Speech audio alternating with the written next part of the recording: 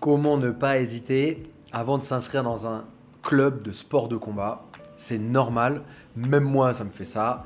Aujourd'hui je vis au Brésil, donc pour ceux qui ne me connaissent pas, je suis gérant du NR Fight Club Paris, cofondateur de BJJ Fanatics France et voilà, plein d'autres petites casquettes à côté. Et du coup, dans cette vidéo on va parler de ça, on va parler du fait de s'inscrire, de comment choisir son club de sport de combat. Et vous n'êtes pas les seuls à vous sentir peut-être intimidé au fait de rentrer pour la première fois dans un club de sport de combat.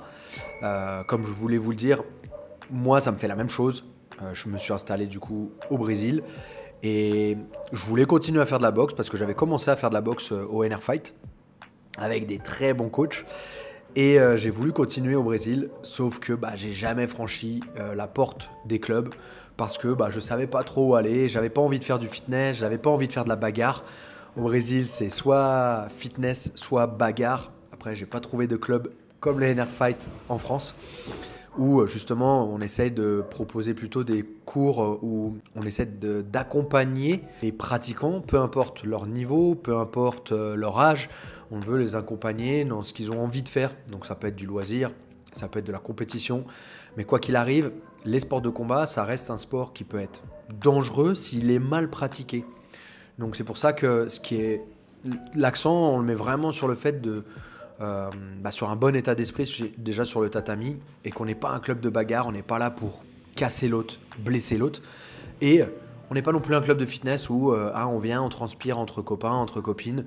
C'est pas la ligne qu'on a choisi de suivre. Je veux vraiment apporter les sports de combat à monsieur, madame, tout le monde, des choses qui à l'époque n'étaient pas forcément possibles.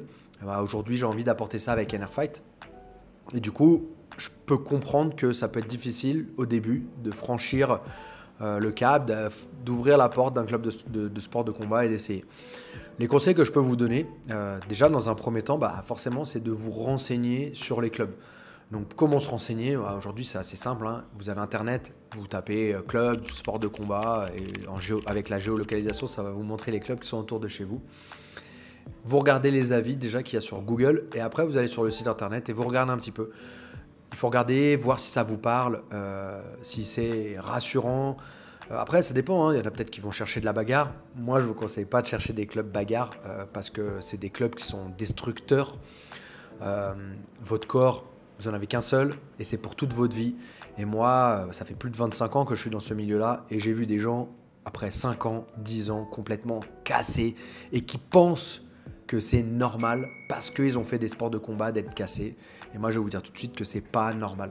Que ce soit du haut niveau ou que ce soit amateur, loisir, c'est pas normal au bout de 5 ans, 10 ans d'être complètement cassé, de plus réussir à se baisser. Le sport, il est là pour nous aider à nous élever, pour être une meilleure personne, pour être en meilleure forme physique. Et c'est pas là pour nous détruire. Donc ça, c'est vraiment très important et je veux que vous gravez ça dans votre tête. Parce que très souvent, on pense que non, les sports de combat, c'est normal, c'est comme ça, je vais avoir mal. Oui, on va avoir mal. Oui, le matin, je me réveille, j'ai tout le temps des courbatures. Même après plus de 20 ans de pratique, j'ai des courbatures, je suis fatigué. C'est difficile dans la tête, c'est difficile physiquement, mais c'est pas destructeur. C'est vraiment, vraiment important. Donc déjà, voyez si la première image que vous donne le club. Si le club il vous a l'air pas mal, n'hésitez pas à appeler un premier contact déjà, voir un petit peu comment ils réagissent au bout du fil, comment ils vous parlent, etc. Bon après, vous pouvez avoir un coup de malchance. Nous aussi, ça nous arrive bien évidemment de répondre des fois, je sais pas, pas froidement, mais peut-être qu'on ne répond pas exactement comme la personne aurait voulu qu'on réponde, ça peut arriver. On essaie d'être réactif. Mais du coup, des fois, en étant réactif, on est en train de faire autre chose en même temps, on répond et peut-être qu'on ne donne pas assez d'attention à la personne qui a plein de questions peut-être. Mais en tout cas, on essaye. Et c'est le plus important. Du coup, une fois que vous avez découvert un peu les clubs, vous êtes un petit peu renseigné sur Internet, vous avez regardé peut-être la page Instagram, Facebook, peut-être TikTok, peut-être YouTube, que vous avez appelé, vous avez fait un premier contact, n'hésitez pas à aller d'abord prospecter, aller regarder un premier cours et voir comment le professeur se comporte sur le tatami, l'ambiance générale et comment les gens sont sur le tatami. C'est vraiment... Alors, ça a nuancé cette impression que vous aurez, surtout si vous n'avez jamais fait de sport de combat. Ça peut être intimidant de venir voir une séance. C'est comme peut-être, alors, je vais vous prendre un exemple, c'est pas forcément un bon exemple, mais peut-être le rugby, quand on le regarde à la télé, bah ouais, c'est impressionnant, ou si on le voit en vrai, c'est encore plus impressionnant. Pareil, un match de boxe anglaise, mais quand vous allez pratiquer, bien évidemment, vous ne serez pas du tout à ce niveau-là, et l'engagement ne sera pas le même, et les règles imposées sur le tatami ne seront pas les mêmes qu'une règle en compétition. En compétition, si on blesse son adversaire, bon, bah, ça fait partie du truc. Maintenant, à l'entraînement, qu'on blesse quelqu'un, c'est vraiment pas bon du tout. Donc normalement, personne n'est là pour blesser personne. Mais du coup, ce que je voulais vous dire, c'est que quand vous allez aller voir une séance, regardez surtout l'énergie et la pédagogie peut-être du professeur. Ne regardez pas forcément l'intensité qui est sur le tatami peut-être, déjà, pour pas être trop intimidé.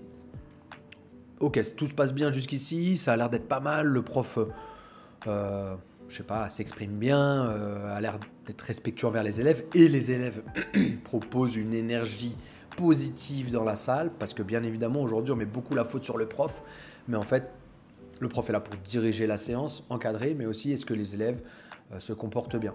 Ok, tout se passe bien, du coup, pourquoi pas un cours d'essai? Faites un cours d'essai, c'est important, je pense, pour se faire une idée du club, puis voir aussi si ça vous parle, si c'est quelque chose que vous avez envie. Quand vous faites votre cours d'essai, si vous êtes intimidé, il y a quelque chose que vous ne voulez pas faire, il ne faut pas hésiter à le dire au professeur.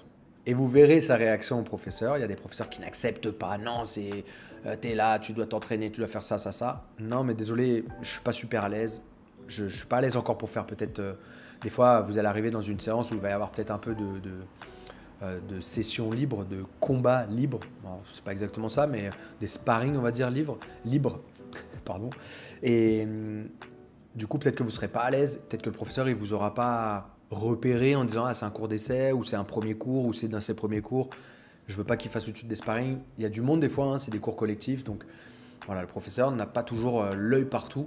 Donc n'hésitez pas à vous manifester auprès du professeur poliment et lui expliquer calmement les choses. Si jamais vous n'êtes pas à l'aise et vous n'avez pas envie de faire quelque chose. C'est vraiment important. L'objectif, c'est d'avoir une bonne expérience des sports de combat. Il y a tellement de personnes qui n'ont pas eu des bonnes expériences parce que peut-être ils ne se sont pas exprimés, peut-être qu'ils se sont sentis forcés. Et du coup, l'idée, c'est voilà, que vous ayez une bonne expérience et que là, sur votre cours d'essai, vous puissiez vous faire une idée générale du club. Ça, la séance s'est bien passée. Derrière, prenez un abonnement. Alors pareil, en fonction de vos moyens, en fonction du temps que vous avez, n'hésitez pas, peut-être dans un premier temps, je vois, c'est de plus en plus courant. À l'époque, il y avait beaucoup de personnes qui prenaient tout de suite des abonnements à l'année, et en fait, au bout d'un mois, 2 mois, 3 mois, ils ne venaient plus.